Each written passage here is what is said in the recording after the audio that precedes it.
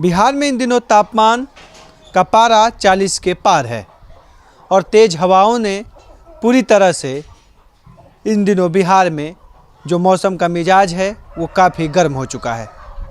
लू की स्थिति है, पूरे दिन लू चल रहा है, जिसके बाद एक स्वस्थ इंसान के लिए भी इस समय बाहर निकलना काफ़ी चुनौतीपूर्ण बन चुका है। लेकिन इन चुनौतीपूर्ण समय के साथ एक सबसे बड़ा चुनौतीपूर्ण जो है कुक्कुट पालन के क्षेत्र में भी है कि जो कुक्कुट पालन कर रहे हैं।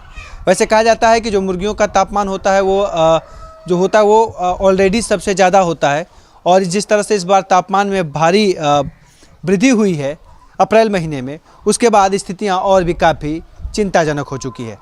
तो इस चिंताजनक स्थिति से कैसे निपटा जाए और कैसे जो कुक्कुट पालन से जुड़े हुए जो हमारे साथी हैं, जो हमारे किसान भाई हैं, वो कैसे अपने मुर्गियों का ध्यान रखें और इस समय अगर कोई पालन करना चाह रहा है तो वो कौन से मुर्गियों का विशेष तौर से पालन करे, इन तमाम जानकारियों को लेकर हमारे साथ हैं डॉक्टर मनमोहन जी और जो कि बिहार वेटनरी कॉलेज में कार्यरत हैं।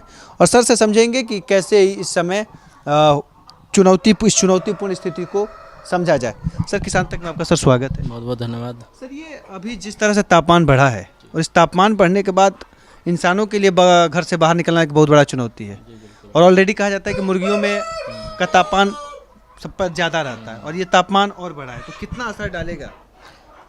जैसा अंकित जी आप बता रहे हैं कि आपको पहले से जानकारी है कि टेम्परेचर बहुत ज़्यादा होता है। एक्चुअल में इनका टेम्परेचर जो होता है वो 105 के आसपास होता है, internal body temperature.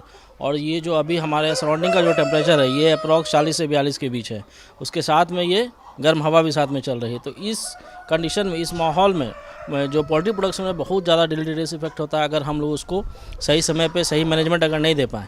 Management in terms of feeding management भी होना चाहिए, जो हाउसिंग है उसका रख रखाव उसका मैनेजमेंट होना चाहिए, जो खान पान है उसका मैनेजमेंट, दोनों प्रॉपर होना चाहिए, तभी इस कंडीशन में हम लोग इसको सस्टेन कर सकते हैं। नहीं तो जो नए किसान बंधु हैं जो फर्स्ट टाइम अभी कर रहे हैं तो उनके लिए नुकसान का सौदा हो सकता है। अगर बात किया जाए मैनेजमेंट की, तो मैनेजमेंट एस्पेक्ट में अगर हम लोग देखें तो जो उसका आवास होता है इसमें इसके लिए कुछ विशेष बात को हम लोग को ध्यान रखना होगा। किसान भाई जो अपने आसपास में जो माहौल है उसको कैसे क्या कहते हैं ठंडा मेंटेन किया जाए पोल्ट्री फार्म के अंदर और बाहर भी। इसके लिए बहुत ज़्यादा कुछ करने के मैकेनाइजेशन की ज़रूरत नहीं है। बहुत जैसे एक सिंपल टेक्निक है कि आप अपने जो सराउंडिंग है उसके आसपास जो छायादार पेड़ को पहले से लगा के रखिए, ताकि जिस समय ज़रूरत पड़े तो फ्रिज से बढ़िया कोई ठंडी हवा दे नहीं सकता, ये आपको पता है।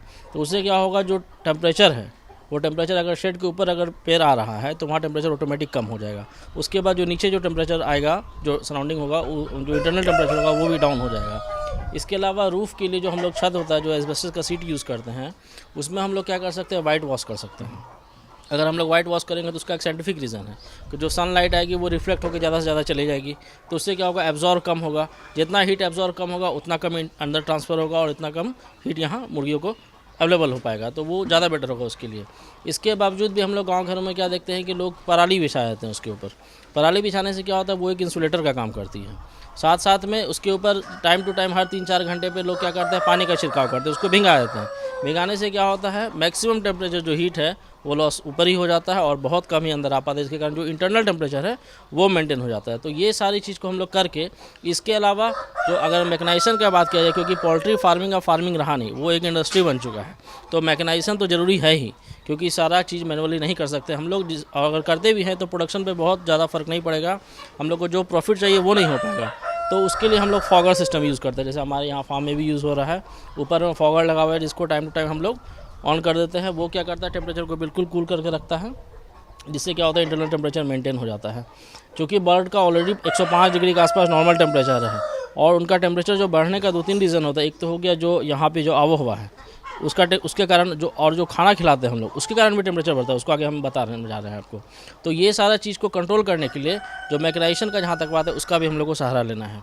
इसके अलावा हम लोग क्या कर सकते हैं, जो जैसे ये खिड़की है, खिड़की से 2 से 3 फीट दूरी पर जो जूट वाले बोरे होते हैं उसको हम लोग भिंगा कर अगर टांग दें तो वहाँ से क्या होता है, जो हवा जो जब क्रॉस करेगी तो वो ठंडी हवा अंदर की तरफ आएगी।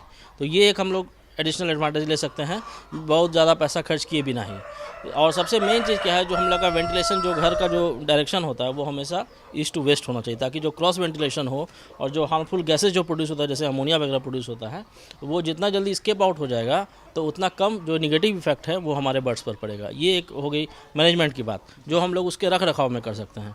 दूसरा, अगर हम लोग फीडिंग की बात करें, अगर खाने की बात करें, क्योंकि उस समय क्या होता है जैसे जैसे टेम्परेचर जो नॉर्मल टेम्परेचर है मुर्गी के घर इंटरनल टेम्परेचर होना चाहिए वो लगभग 60 से 80 डिग्री फ़ारेनहाइट के बीच होना चाहिए। इसमें जैसे जैसे टेम्परेचर में इंक्रीमेंट होता है, अगर 1 डिग्री टेम्परेचर सेल्सियस में अगर बढ़ता है तो 1 से 1.5% दाना खाना कम कर देती है। ये इसका डायरेक्ट इफेक्ट इसका खाना पे पड़ता है। तो इसके लिए हम लोग को फीडिंग मैनेजमेंट भी बहुत बेसिकली ध्यान, क्योंकि फीडिंग मैनेजमेंट के अकॉर्डिंग ही प्रोडक्शन डिसाइड होता है। तो फीडिंग मैनेजमेंट बहुत ज़रूरी है करना। तो जैसे जैसे टेम्परेचर बढ़ेगा सराउंडिंग का उतना उतना फीडिंग उसका कम होगा, और फीडिंग कम होगा तो प्रोडक्शन लॉस होगा। तो उसको मिनिमाइज़ करने के लिए हम लोग क्या करते हैं, टेम्परेचर को मेंटेन करते हैं। और अगर फीडिंग जो जितना हम लोग को अपना सुविधा करना है वो कर लिए, उसके बावजूद अगर हमको फीडिंग का देखना है तो क्योंकि फीडिंग ऑटोमेटिक है, जैसे अभी यहाँ टेम्परेचर 40 से 42 डिग्री चल रही है, जब 32 से 38 डिग्री टेम्परेचर होता है तो समझिए 4 से 5% तक उसका जो है फीड जो दाना जो खा रही है 4 से 5% उसका कम हो जाता है। और जब जहाँ 40 से 42 अगर क्रॉस हो गया तो वो हीट स्ट्रोक का कंडीशन में आता है। अगर उसमें आपने उसको मेंटेन नहीं कर पाए तो उस कंडीशन में हीट स्ट्रोक हो जाता है। तो उसमें हम लोग को प्रिकॉशन क्या लेना है, जब हम लोग दाना देते हैं मुर्गियों को तो हम लोग को हमेशा ध्यान रखना है कि दाना 11 बजे दिन से लेकर शाम 4 बजे के बीच ना दिया जाए। इसका एक साइंटिफिक रीज़न ये है क्योंकि इस समय क्या होता है, हीट स्ट्रोक बहुत ज़्यादा होता है क्योंकि गर्म हवाएं तेज़ी से चलती हैं। उस कंडीशन में अगर हम दाना देते हैं मुर्गी को तो मुर्गी दाना खाना भी एक तरह का एक्सरसाइज है। तो जिस समय वो खाना खाती है तो उसका ब्लड सर्कुलेशन बढ़ता है और हीट जनरेट होता है अंदर। एक हीट ऑलरेडी उसका पहले से ज़्यादा है, इंटरनल बाहर का सराउंडिंग भी ज़्यादा है, और हम उसको दाना दे दिए, एक और हीट को प्रोड्यूस कर दिए हम, मतलब हम उसको आमंत्रित कर रहे हैं हीट स्ट्रोक को अटैक करने के लिए। तो इस किसान भाई बंधुओं को इस बात को ध्यान देना चाहिए कि जितना भी फार्म का रूटीन ऑपरेशंस है, जैसे फीडिंग हो गया, अगर उसका कोई रूटीन ऑपरेशन है, जैसे बहुत लोग किसान का बिग को काटते हैं, ये सब जो भी ऑपरेशंस है वो 10-11 बजे से पहले कर लें। शाम को 4 बजे के बाद फिर दूसरा ऑपरेशन स्टार्ट करें, या फिर फीडिंग अगर करना है तो 4 बजे के बाद करें। इस दौरान फीडिंग को बिल्कुल ही प्रोवाइड करना चाहिए, लेकिन जहाँ तक पानी की व्यवस्था है वो आपको बिल्कुल उसमें प्रॉपर मेंटेन करना है विथ इलेक्ट्रोलाइट उसमें ऐड करना है।